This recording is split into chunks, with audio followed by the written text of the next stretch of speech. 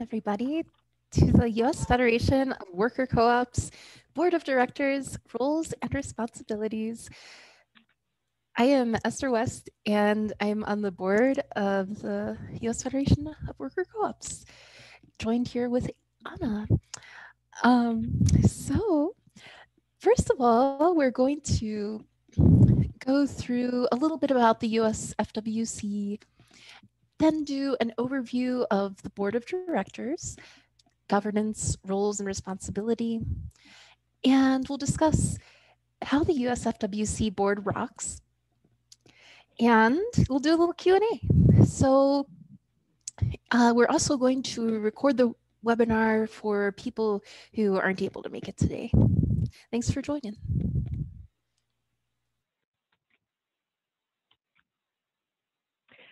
All right, well, I guess I'll introduce myself too. My name is Anna Boyer. I am a worker owner at C4 Tech and Design, a worker cooperative in New Orleans, Louisiana.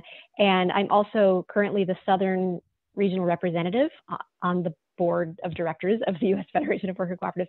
And I am also the treasurer. And I've been on the board of the USFWC since 2012. And let's see here, and I'm regional rep for the North and vice president of the board. And I'm here on behalf of NADWork in Madison, Wisconsin, and am part of and work at the UW Center for Co-ops. So about the U.S. Federation of Worker Co-ops. So the USFWC is the only national grassroots membership organization for worker co-ops in the U.S. Our mission is to build a cooperative movement by advancing worker-owned and governed workplaces. We do this through our programs of cooperative education, advocacy, and development. We also partner with our sister organization, the Democracy at Work Institute, DOWI, which is a national nonprofit that focuses on cooperative development. And it's so important to have our worker owner run or guided organization that represents us. And the board is an important way that the USFWC gathers this input.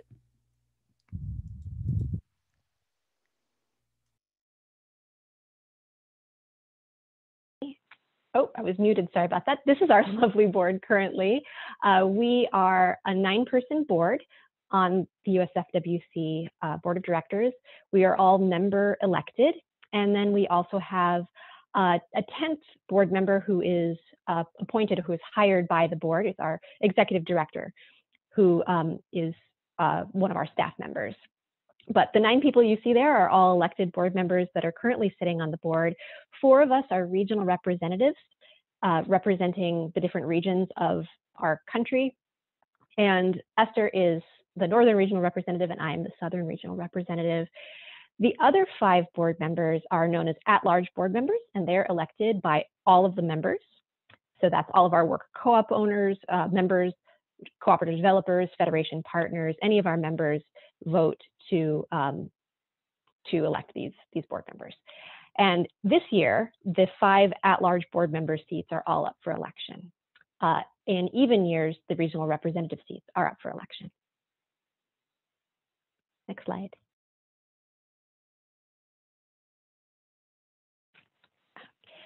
All right, thank you. So this is our governance structure. This chart here describes how our board and our membership and our management works to govern our organization. So our membership, which includes you guys, the membership is the group that elects the governing board, like I said, elects those 9 board members, and also makes certain major decisions as determined by our bylaws. Now, the board of directors, the 9 of us, are responsible for appointing officers of the board and also hiring staff, like the executive director. And the board makes high-level decisions that steer the organization toward its goals, ensure that it fulfills its mission. And then the management, as shown here, that's typically our staff for the most part. Our executive director leads a staff of, gosh, I think it's about 10 or 12 people now, and they manage the programs and the day-to-day operations of the organization.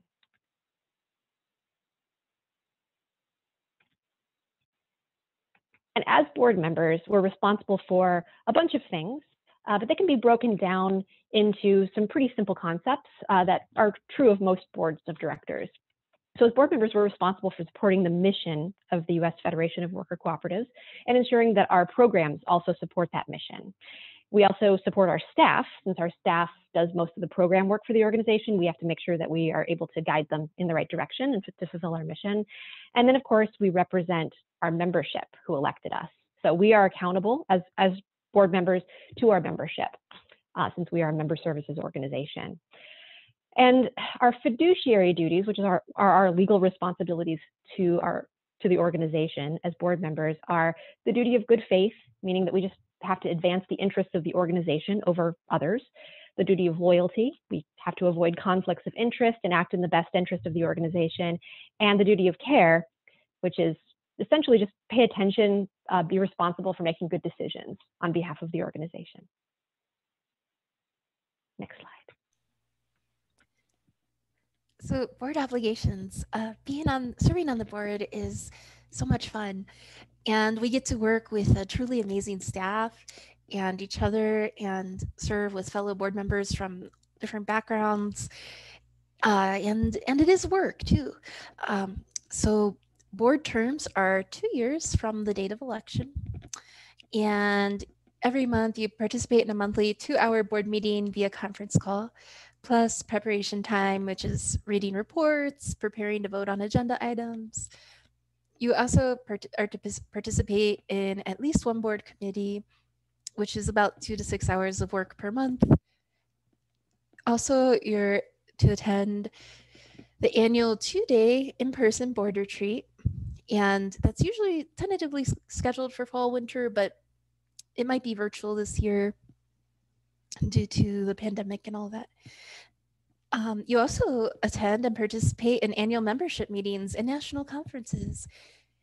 And the regional board reps are specifically responsible for communications with members and organizations in their region. So in practice, our board is very diverse in skills and interests, and the board roles and responsibilities reflect that. Participation levels vary depending on capacity, skills, interest, and this keeps the work fun and engaging while still meeting the needs of our organization. So eligibility. This is our current policy. So I'll go through it now. So any worker owner of a voting member workplace may run for the board with the support of their workplace or employee in case of a democratic workplace, co-op developer, and federation partner members. A candidate's workplace must be a USFWC member for at least 1 year from the date of the annual member meeting. And at-large candidates can run from any voting member workplace and are voted on by the entire membership, not just regional. Regional representative candidates are elected by members in their region. So if you aren't sure if you're eligible to run, our membership director can help answer questions. And again, this is our current policy, but please still inquire and we can figure it out and see if we can make exceptions if need be, if we can. So please run and make sure to enter if you, or nominate yourself or someone else if you're not sure. So orientation and support. So when you join the board, you'll have a lot of support from staff and other board members to help you get situated. And I actually got elected to the board last year, and it was just so helpful. Everyone was so helpful and helped guide me along and are always there to answer questions or be encouraging, and I really appreciate that. So ways that this is done is there's a board buddy. So new board members are paired up with an experienced board member who will be available to answer questions and support you in your role. There's a staff and board orientation. Within a month or two of joining the board, we'll schedule an orientation meeting where you'll learn more about your role. And there's a transition meeting. So the very first meeting of the newly seated board includes overlap with existing and new board members.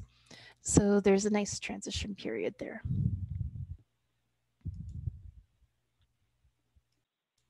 Yeah, that's I think really important that we do give a lot of support to our new board members, because it can be really challenging. And I can speak from personal experience that made a big difference for me. And then serving on the board is an extremely rewarding experience. So we have a lot of benefits of serving on the board. And I can speak to this myself, that I think that all of these are really important to me.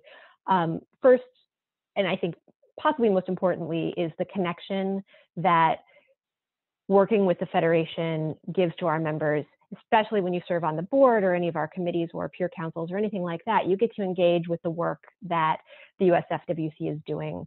You get to engage with our members, our partner organizations on a national scale, sometimes an international scale, and you'll meet people and make connections that last a lifetime. That's extremely rewarding. You also have an opportunity to amplify the voice of our members as representatives, elected representatives of our membership. We are expected to guide the organization to speak on behalf of the movement, and this is a really powerful way to do that. And also shaping the movement. We play an important role in determining the direction of our work and the Federation's role in the larger cooperative movement and ecosystem.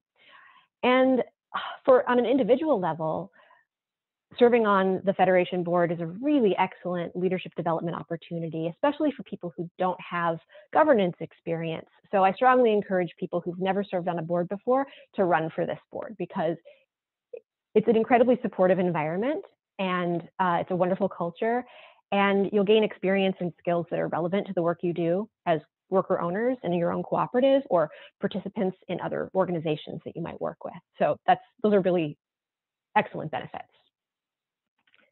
Next slide, please. And some of the other work areas that our organization is involved in also heavily involve board members and also some of our other members that participate as well. So one of the things that we do is we have member councils and peer networks that are sponsored by the U.S. Federation of Worker Cooperatives. And these are groups that are intended to focus on topical areas that are important to our membership. And sometimes they're around industry or they're around certain areas of policy.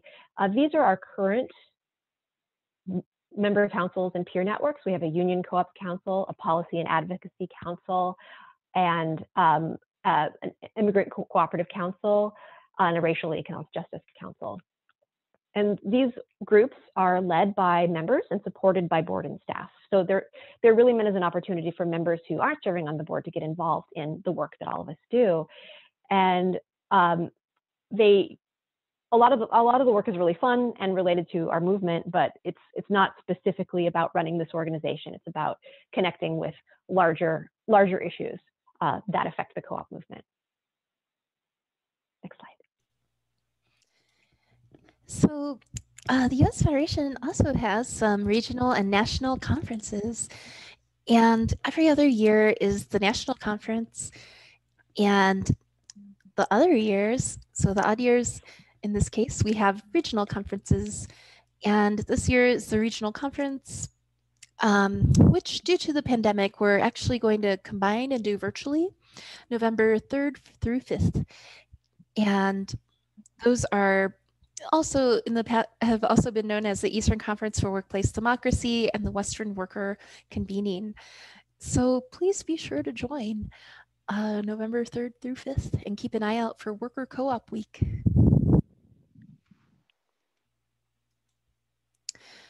So elections timeline. So elections are open. You can nominate yourself or someone else at this link that you see on the screen until August 31st. That's the deadline to submit nominations. And September 13th, 2021, this year, is when the online voting opens. So everyone can vote, the members can vote. And then September 23rd is the member meeting in Candidate Town Hall. So that's when you get to hear from candidates and yourself if you choose to run. and maybe do a little Q&A. We'll see. And then October 8th is when the online elections close. And that's when, you find out who has been elected. And again, you can nominate yourself or somebody else.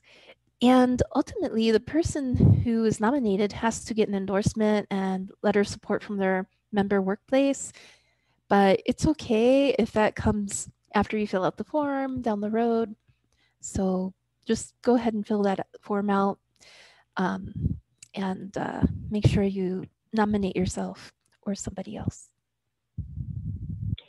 Yeah, I want to reiterate, don't hesitate to nominate yourself or someone else.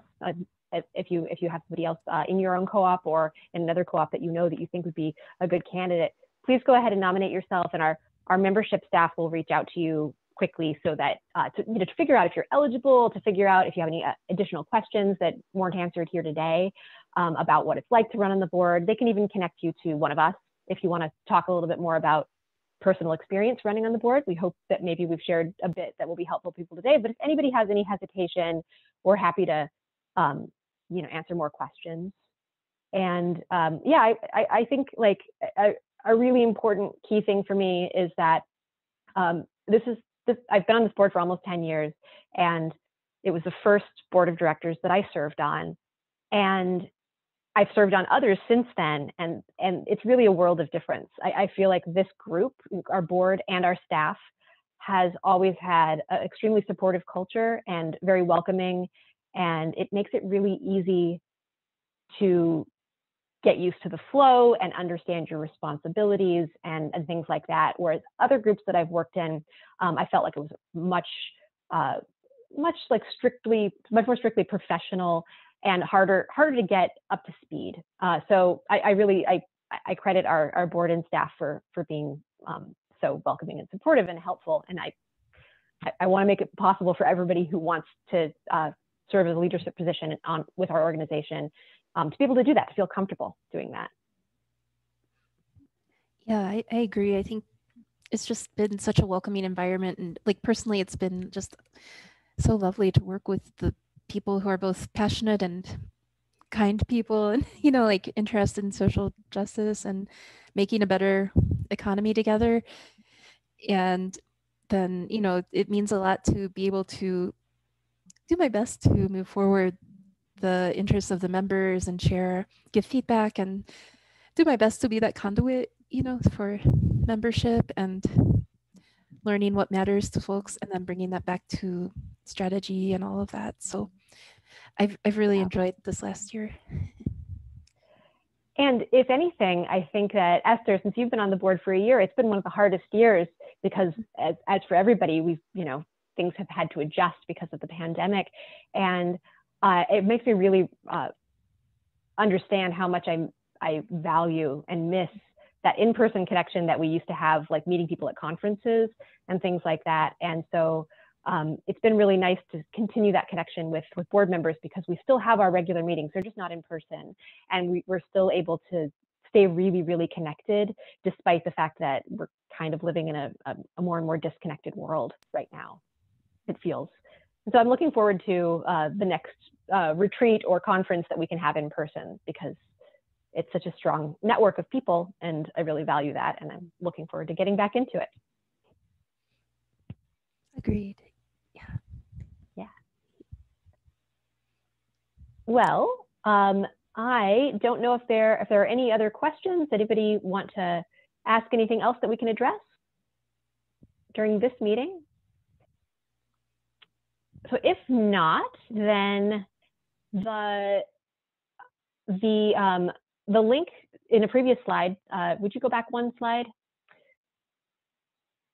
The link to nominate yourself or someone else for the board of directors is there. It'll also be in all of our member communications over the next couple of weeks, all of our newsletters. So look for emails that have that link and encouragement to nominate yourself. And like I said, don't hesitate to reach out to us or nominate somebody and ask a question, or just send us an email and find out more information if you want about running for the board.